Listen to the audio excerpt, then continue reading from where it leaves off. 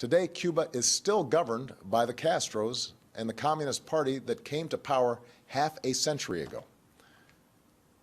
Neither the American nor Cuban people are well served by a rigid policy that's rooted in events that took place before most of us were born.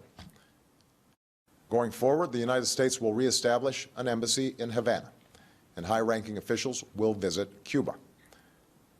Where we can advance shared interests, we will, on issues like health, migration, counterterrorism, drug trafficking, and disaster response.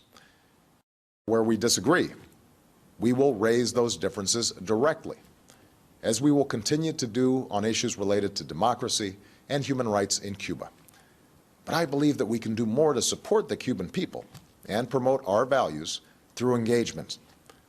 After all, these 50 years have shown that isolation has not worked. It's time for a new approach.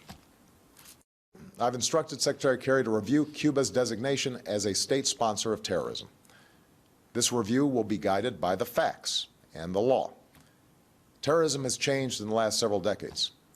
At a time when we are focused on threats from al-Qaeda to ISIL, a nation that meets our conditions and renounces the use of terrorism should not face this sanction. We are taking steps to increase travel, commerce, and the flow of information to and from Cuba. This is fundamentally about freedom and openness, and also expresses my belief in the power of people-to-people engagement. With the changes I'm announcing today, it will be easier for Americans to travel to Cuba, and Americans will be able to use American credit and debit cards on the island. The embargo that's been imposed for decades is now codified in legislation. As these changes unfold, I look forward to engaging Congress in an honest and serious debate about lifting the embargo. Yesterday, I spoke with Raúl Castro to finalize Alan Gross's release and the exchange of prisoners, and to describe how we will move forward. I made clear my strong belief that Cuban society is constrained by restrictions on its citizens. In addition to the return of Alan Gross and the release of our intelligence agent, we welcome Cuba's decision to release a substantial number of prisoners whose cases were directly raised with the Cuban government by my team. We are calling on Cuba to unleash the potential of 11 million Cubans by ending unnecessary restrictions on their political, social, and economic activities.